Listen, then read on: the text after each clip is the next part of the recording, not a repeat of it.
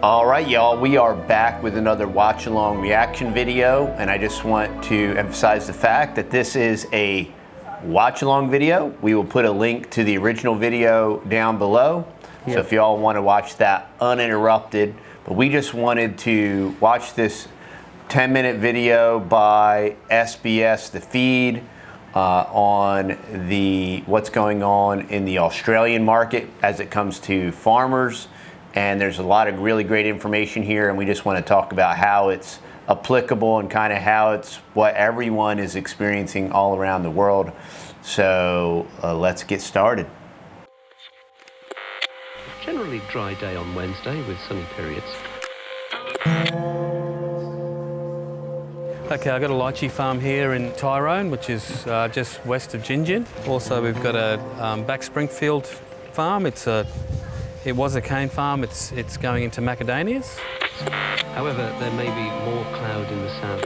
I'd certainly call it a boom. I'd probably even go as far as calling it a once-in-a-generational boom. Where it will be breezier. After a chilly start, it will be mostly dry on Thursday. So farmland sales and farms in general in Australia are booming, and right now there is a gigantic push for consolidation of farmland.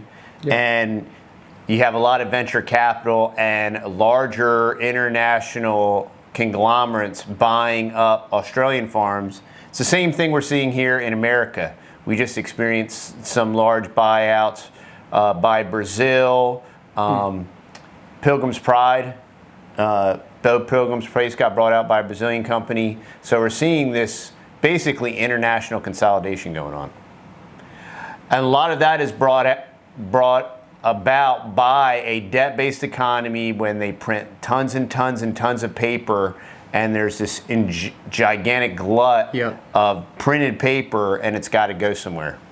There isn't too many ma and pa farmers left anymore because the cost of doing business is too high. They're millions of dollars in debt. They're doing it harder than everybody else, the big farmers. However, it may be rather cloudy in the southeast. Patchy rain will arrive. The big people want to rule, the little people don't matter. But at the end of the day, the big people want to rule the little people. I don't have to comment. I need to not make any comment on that because he hit it on the head. Yeah. A rising tide floats all ships.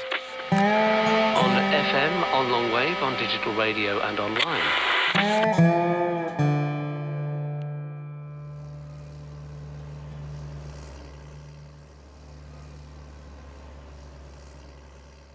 If you're a smaller farmer, you'd find it very hard to survive.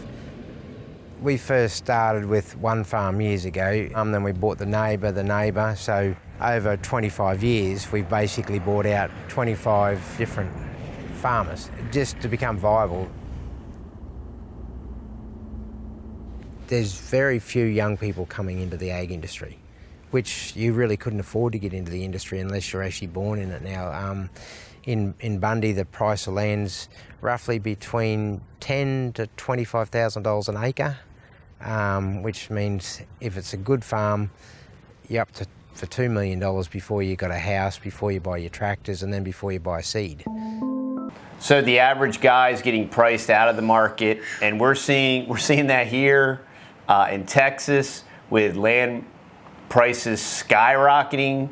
Guys like Bill Gates, Jeff Bezos, and BlackRock, all this venture capital buy-up, they're just slurping up all the land, they're buying up all the farms, and it doesn't even matter what they're paying for it, because they're buying it with paper and they're buying it in their portfolios, so they could literally spend the money and spread out the debt and do all these different, and most of these guys have non-profit organizations, so they can literally do anything, and they'll never, money is literally no object for some of these large venture capital companies and guys like Bill Gates and Jeff Bezos and BlackRock.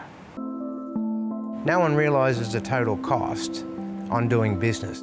If you got 100 people out there in the paddock, it's $3,000 an hour. Everyone wants us to do it better, pay more money to people, but if there's no money to pay, you can't do it, you know what I mean? We've got these 3 products here. They do 40 hectares of spray, which is 100 acres, which is a fair bit, $5,000. $5,000. I think that's 5,000 something dollars. $80,000 in this bin. This 2 machines here cost just... So he's talking about the expensive fertilizers and pesticides that it takes for these large monoculture farms to remain viable and have a viable product. It's all a monoculture because they have to make their profit on volume, so they can't diversify their planting.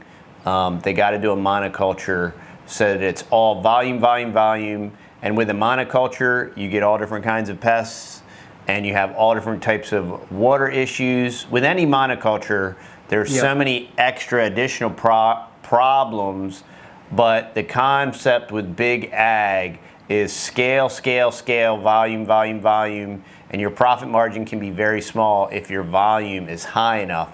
And the reality of that is, on a large industrial scale, it quote unquote works. The end product is kind of terrible and toxic and not any good, even though it can look really nice and it's shelf stable or whatever. But the end result for the end consumer and the farmer is disaster. The end result for big ag and big business and they, them, and those is exactly what they want. Around the 500,000 to buy both those components there. Yeah, it's got to be numbers, yeah. You've got to put out big volumes to make any money because it's only a couple dollars a box profit, if a profit. We're lucky that the prices have gone up because that's the only reason I think a lot of us are still here is because our values are going up, then you can lend against your value. Outside investment companies have come and actually look because we got the only parcel left of a couple thousand acres in one spot. I personally don't know where all the money's coming from, but there's some mass amount of money being put into Bundy, and a lot of it's investment money. It's all secured income, but nothing's guaranteed.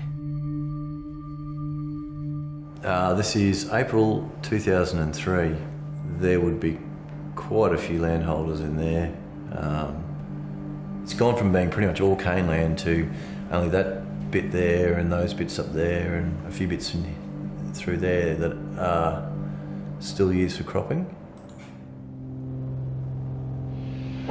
Up until about 2012, the rural land index sat at about 6.3%. Compare that to what we've seen in the last 10 years where there's been 100 to 300% increases in some asset classes. The reason we're seeing this shift to dirt and specifically farmland is all of the technical manipulation has kind of been done in these other markets like the stock market and the commodities market and even maybe the cryptocurrency market. So all of these markets have been manipulated and hyperinflated, and when these house of cards collapse, the plunge protection team and these other areas of manipulation, these bells and whistles and devices aren't going to work to repump these bubbles.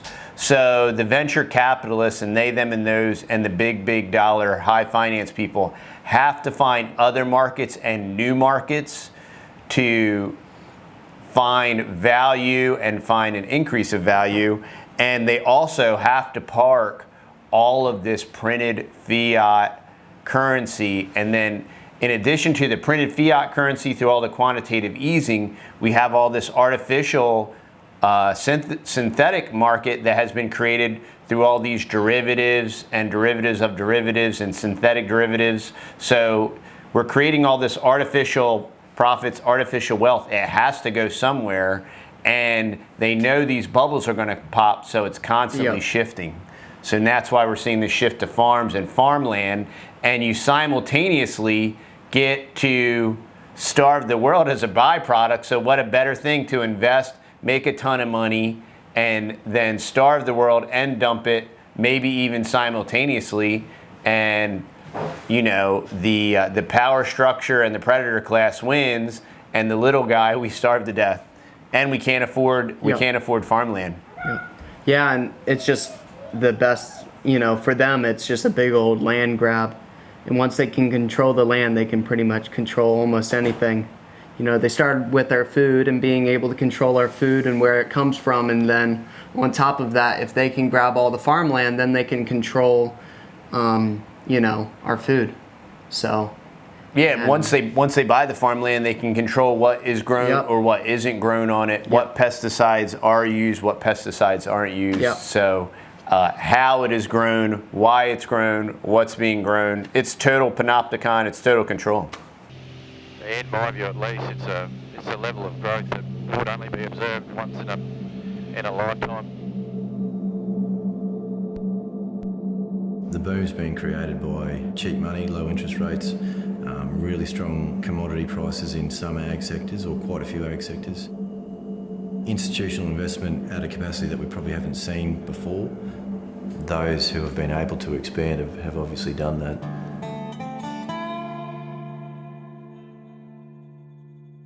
They're old photos, of course.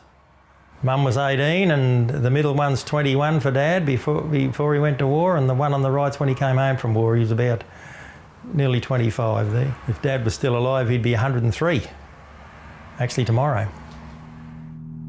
Well, I've been living here for 53 years, on and off for 53 years. Came from here to town. Might have been the odd block of pumpkins growing, maybe a few melons, but very rarely. It was all sugar cane. The families have moved off, the young ones have moved off. There's not too many young people more or less going from generation to generation on the farm. Some are, not too many. A lot of the farms are sold on. So? Well, in today's world, investors, they come in and they buy the farm. They don't want a farm. They want to buy the farm and then resell it in a couple of years and make big profit. Well, I had cancer and I made a rash decision and I sold the farm. I shouldn't have done that. So there it is, straight from the farmer's mouth. It's these venture capitalist investors. It's these big investors, incredibly deep pockets, very liquid. They're coming in not to farm anything, not to do anything, just to extract the profit. It's just like one of these mining, where they just devastate like scorched earth. They just extract everything and they leave it like a dump. And that's what these venture capital companies are doing. And they're just sucking up the farmland and leaving the farmers in the dust, creating more monocultures that are bombed with pesticides and in the name of feeding the world. And they're just creating more agricultural problems in the process. So it's a whole problem reaction solution. And if they buy enough of the farmland and create a large enough problem and create a scarce enough food scarcity, the beauty is the solution is in the small farmer and your local community. That's the solution, and that's why they want to destroy the small farmer, but I won't get ahead of the video. But the other thing too is we've seen that in the past. Well, we've seen that the whole entire time we've been down here in Texas. Is all of the ranchers, they're all getting in their, they're all getting older and everything. And I know one gentleman, all of his kids have moved away, or they've moved to all the big cities and they own some big fancy house or whatever, and they got their doctorate in whatever. And he has a couple 100 acres here, and none of the kids want to live on it. They don't want to farm, they don't want to raise cattle, they don't want to do anything because they've been totally disconnected.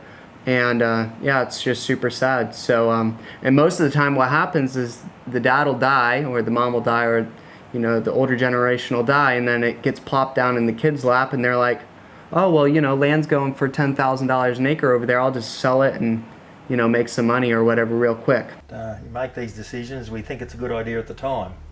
Sell the property, the farm got a lot less than what it's worth today, but at the time it was a good price. The big people want to rule, the little people don't matter.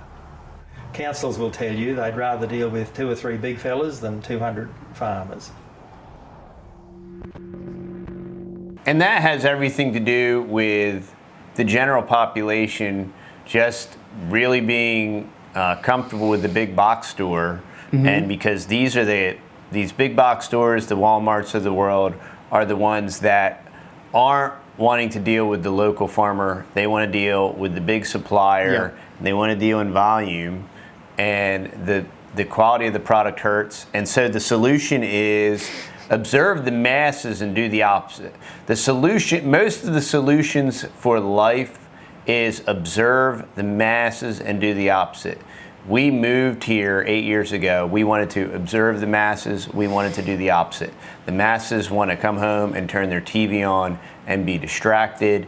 And we said, no, let's move away from the populated control centers and let's turn the TV off and let's do something. Let's grow our own food. Let's learn how to do these artisan things. That is what made society possible and makes life possible.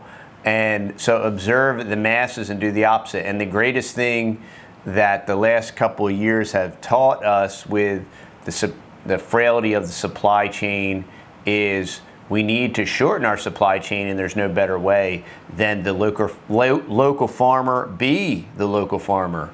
If you can't find your local farmer, whether it's grass-fed beef, grass-fed chicken, grass-fed duck, whether it's fruits and vegetables or whatever, then you be the farmer, you be the supply chain. Bring the solution to the marketplace and be the solution. You know, when I planted 400 fruit trees, you can't grow peaches here, not without spray bombing them with several pesticides. people told us that. You can't grow peaches here. Nope. And we just brought in tonight a gigantic basket of peaches. From one tree. From one tree, white, cling-free. It's a native tree that Mr. Larry gifted us 3 or 4 years ago, and it's loaded to the hilt. It has had nothing sprayed on it. It was not even irrigated in this drought, and it's loaded with peaches, and it's because of the permaculture principles that we're trying to implement and plant many different types and varieties in different fashions and methods, and incorporating mulch and different things like that to reduce the pest pressure, and then also incorporate chickens and ducks and all these different things. And it works. And the permacultural natural approach absolutely works. It works in 100%. abundance, and it produces the entire cycle. It's producing the meat and the fruits and the vegetables, and it's not one or the other. It's both. It's all of it, and it's all simultaneous. And it's the way God created it. It's the way God designed it. And if we implement the way that it was designed, God never created us as a monoculture. He didn't even create people the same. We're all different. And it's the same thing with having a biodiverse source of growing. And it works. And it's a solution. And tens of thousands of dollars of pesticide not only is not a solution, it becomes prohibitively more expensive every year by design. Destroys your land. And it's completely unnecessary. Poisons the people, destroys the land, poisons the food. Poisons the water. And then on top of that, whatever plants can't, or bugs or plants that can survive through the pesticides and herbicides, they're only more superbugs and super plants that come up and just destroy the land even more. Super weeds. And you get plagued with all this stuff just because people, they're only thinking of the short-term benefits of, if I go round it up, till it up, and then I can plant all this grass and I can make a couple $1,000 on hay or corn or whatever, and not deal with the aftermath of it. The consequences. And then on top of that too, definitely want to encourage all y'all out there too, that we get a lot of comments too, like, we can't find land, or where's the best place to buy land, or whatever. I think right now, before it's too late, y'all have to, it's a good time. You can make a good amount of money out there. Nobody wants to work, so jobs are out the wazoo. You can find a job pretty much anywhere, and pretty much ask for as much money as you want to make. as well. So that's kind of cool. And You're competent. yeah, exactly. If you can think outside the box a little bit and think for yourself and show up one time. And then we're in this kind of cool place that there's still all of the properties that we've bought, except for this place. We found this place on Craigslist, and it's been a total blessing from the Lord, but they were not on the market at all. They were totally word of mouth, and neighbor told another neighbor, total grapevine type of thing. Yeah, so definitely if you live in the city, go out and rent, like we've said this several times in several videos, but go out and rent, see if you like the area. And but yeah, you gotta start, you gotta take stuff back in your own hands and get control back, because it is coming to a town very close to you where if we don't get back to the basics of life, they will completely control our lives, and they want to, because they're wicked, evil people. And yeah, we just got to take control back in our own hands. So. And I also want to say, check the links down below. We want to thank everybody for helping us raise the money to save Larry's Longhorns. Yep. And now we're helping Miss Darleen. We have another rancher that we're going to be helping here in Texas. And we have a goal of 5,000. She needs 50 round bales, so she's looking for those round bales. I asked Darleen, I said, ma'am, if you could find the round bales, we're going to try to find the money.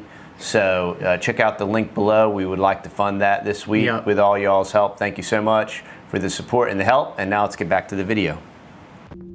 People sit there and say, oh, I'm a bit concerned about foreign investment, or we're losing control of the farms. But at the end of the day, a rising tide floats all ships. So now this is the venture capital guy. It was at Price Waterhouse, right? And he's like, oh, people worried about foreign investors. Yeah, we're all worried about foreign investors. And it is foreign investors that are coming in and sucking up everything. It is the Bill Gates and Bill Gates and Jeff Bezos, while they aren't foreign, they are from the U.S. They may be lizard people from Mars or something like that. So they might not be of this world. But anyway, I slightly joke about that. But anyway. But I like how this venture capital guy is going to like literally talk all around this in platitudes and say a rising tide lifts all ships, as the big VC bankers come in and suck up everything and take it from the little guy, and they will leave a wasteland in their wake. Literally. Might be 10 or 20 years from now, but they won't remember it by then, you know, when it all looks like a bad apocalyptic sci-fi movie from 40 years ago. Farmland and resources are becoming more scarce. We're seeing, associated with that, new investors globally are coming into the market. Foreign investment has helped increase the output, the productivity, the access to markets, and obviously land values, and farmers in Australia has been a big benefactor of that. The upsides of operating as a larger scale agribusiness are obviously around efficiencies, how you manage your costs, how you farm, how you adapt technology, and creating more margin for your product. As this consolidation occurs, there's going to be a balancing act between the big getting bigger and the big getting too big, and what impact that's going to have on the smaller farmer. The impact on the smaller farmer is they're gone. And that's the goal, and that's the annihilated. End game. That's what they want. Hey, if we drive up these fertilizers and pesticide costs, it doesn't matter because we can afford them. The little guy can't. He can't compete. He's done. I mean, this is the Walmart model. And this is not the capitalist model. This is the monopoly, intergalactic, technocratic, crony capitalist, you know, multi-country, international global corporations. This has nothing to do with capitalism. This has everything to do with these World Economic Forum, Bilderberg, these groups that conspire together internationally to do this kind of stuff. This is my cherry picker. This bit of land is me. It's my farm. What I grow in it is what my ancestors, they grew in the past. And I sell all this stuff at the markets, no contracts at all. Like me, I'm Italian, my wife is Filipina, putting the ideas together and this is what we got. Everything I do is me and my wife and my kids. Thank you so much. 50 years ago, that was very commonplace. That was not abnormal. That was not uncommon. And then even 50 years before that, it was very much commonplace. And it was actually 100 or so years ago, 95% of our society was agrarian.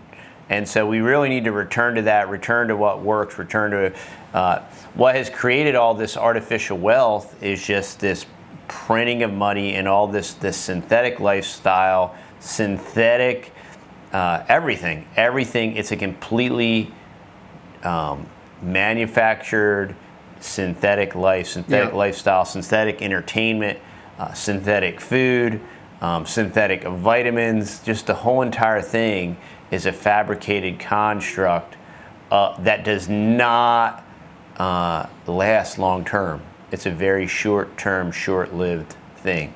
And we're seeing here in the video, this is the solution to it. Yep. Is the small farmer. Yep, we're watching the small farmer, and the warning is the whole entire point and purpose of all this, whether it's America, whether it's the Netherlands, whether it's Australia, whether it's India, is shrink, kill the small farmer, suck up his land, right, and eliminate him. And once he's gone, he's gone. Yep. And can't come back. Once the small farmer's gone, where are you going to buy your food? Other than Wally World, where are you going to buy your food? Yeah. Okay? And where is the place where you buy your food going to buy the food? It's not magic, y'all. There's no unicorns that fart out food. Nope. Okay? There's no puppy dogs and Not the rainbows. last time I looked. Okay? It doesn't fall out of the sky. Okay? Somebody's got to grow it. And the beautiful thing about growing your own food is, one, you can provide it to others, and it's just you can feel very confident that you're providing a high quality food source. But the other thing is you know exactly what's been sprayed on your food. Exactly. You know exactly how your food has been cultivated. Yep. You know where it came from. You know how it got there. You know how it got on your plate. And so it's not like, well, what's this ingredient that they've changed the name of 4 times because every time the ingredient gets exposed to some cancer-causing agent, so they just change the name on it. And you're like, what's this stuff? And you find out that it was, the other thing, and they just keep changing the name to try to make it sound healthy. If I say, get a heart attack tomorrow, this is owned by my wife or my kids. Not like these other blokes, they can't talk because they're millions of dollars in debt. They're doing it harder than everybody else, the big farmers. They just keep rolling it over and over and over. That's all they do. Yep, they're leveraging the debt. They're going bigger, bigger, bigger, go home, keep getting bigger, bigger. And this guy's talking about food 401k. This guy's talking about dirt coin. This guy's preaching what I've been preaching here about getting the dirt, putting in your infrastructure, creating the return on investment, and it's yours, and it's an inheritance for your children and your children's children, and you got to keep it, and you got to cultivate it, and you got to keep it in the family, and then they got to want to do it, and it's weird. People like to eat. It's weird. And I just look around. People like to eat way too much, too many Big Macs and all that stuff. So it's going to be a very interesting future, y'all, and there's going to be lots of that guy that ate at McDonald's every day, and you're like, yo, bud, you probably shouldn't do that. Well, within the next 3 years, we'll see. Eventually, little pocket farmers like this, they won't exist because, there won't be people owning land anyway. This is some pumpkin that's been just left behind just because of poor pricing. That pumpkin in the supermarket would probably retail for $24. Really, at the end of the day, when we put it into the market, after freight and picking and packing, we'd probably get 60 cents. These pumpkins here sitting. The world is starving, and that pumpkin sits there and rots because of this market manipulation. Not because of this farmer. That pumpkin sells for $24. Well, after he pays the people $30 an hour to pick it and then to pack it, he's making 60 cents. So it's cheaper to leave it and let it rot on the ground than to actually pick it.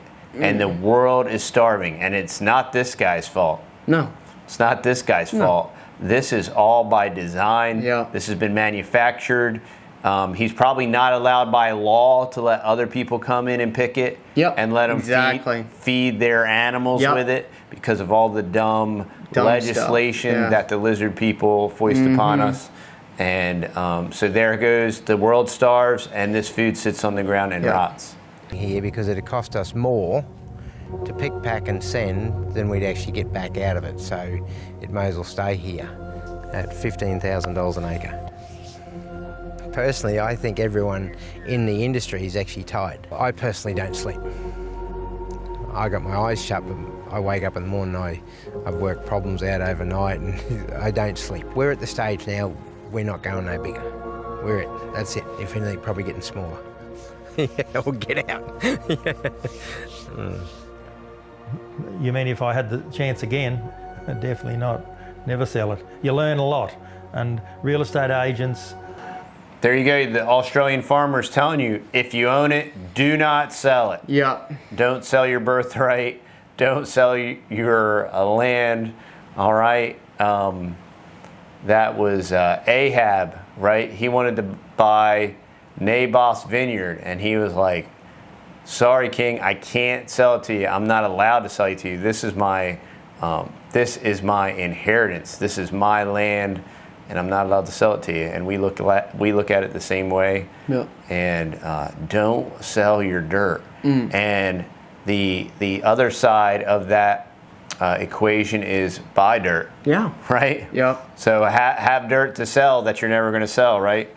HODL, hold on for dear life, right? Yeah, and that's the other thing too, is what I've seen over my little bit of life that I've lived is at least I've been able to I've been able to look at other people's families and stuff like that and see how they're raising their kids and everything like that. And I've been seeing a lot of this in the last, I've probably only really realized it in the last couple of years, but I know it's been going for way longer than that. But you know, these kids grow up, you know, they turn 18, 19 years old, and they get a Joe Schmo job, McDonald's, Sonic, whatever, Walmart, pushing carts, minimum wage, you know, they finally might get married or something like that, and then, oh no, don't go to your mom and dad and like live off their farm and build your house there. Oh no, you know, and most of the time their parents aren't cool with that. You know, the parents are like, well, that's our land, you know, you go do your own thing, you know, you got to go get your own little acre or two that they can barely afford or something like that, or they'll just go into debt for the rest of their life and just buy something big and fancy that they can't even afford, with a big fancy car, or not, or just live really, really, really poorly. And it's just really sad when they could have just invested all their time and money into their parents' land, and if their parents would have let them do it, then you would have been able to, even if it wasn't the highest paying job, you would already have your land secured. Then you could build a house and save up more money and then buy even more dirt on top of the little bit of land that you had, even if it was only a couple acres that your mom and dad gave you as an inheritance. You know, you can just keep on growing on. Then you have to start back at like the beginning stages where your mom and dad normally started out, like y'all did, you know, when we moved down here. Zero. Moved down here and didn't have really anything, and then the Lord blessed us with this. So it'd be absolutely foolish for me to be like, all right, see y'all later, I'm gonna go buy some other place somewhere else. That'd be absolutely silly, unless if it was very close to here or something and it was a good deal. But other than that, it would be ludicrous to do that. And people in business, they will not tell you the pitfalls. You either learn them, or you know them, or you get walked over. I guess the final thing is you don't see many large amounts of farms and things like that boarding an aeroplane to go back overseas. The asset stays here. We've got a legal system around the ownership of that asset. I will never be rich. I'll never be a millionaire doing this. We live, and we live healthy. Yep, there you We go. live and we live healthy. And what greater words could be said than that? We live and we live healthy. We're not going to be millionaires. No. We're not expecting that. We No. would like to live. We would like to live healthy. We would like to Just live, bless our yeah. community. Live normal lives. We would like to, we're not going to get rich or die trying Nope. or anything like that. And that's all a con game, and it's a long con, and the piper it must be paid shortly, and the chickens are going to come home to roost, and all those other cliches that are very much real that are going to happen. But this is a warning from an Australia farmer. If you've noticed the theme of these videos, kind of like around the world, that this is a global problem. This is a global issue that is obviously man-made, manufactured, much like the climate crisis is man-made and manufactured. And the solution is never a solution. Solution just creates usually a larger problem.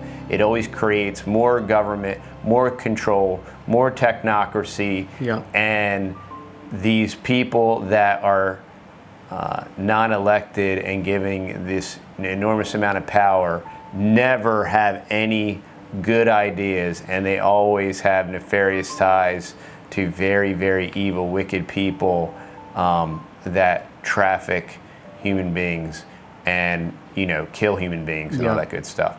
So hope you all like this. Watch along, comment down below, give us your thoughts, and our prayers go out to our farmers and ranchers in Australia. Please help us with saving Darleen's Longhorns. Check the link below. Give whatever you can. If you can't give, pray. Share the video, share the Give, Send, Go link, and we appreciate all y'all. Thanks for watching, and we'll see y'all in the next video. All right, bye-bye. Bye.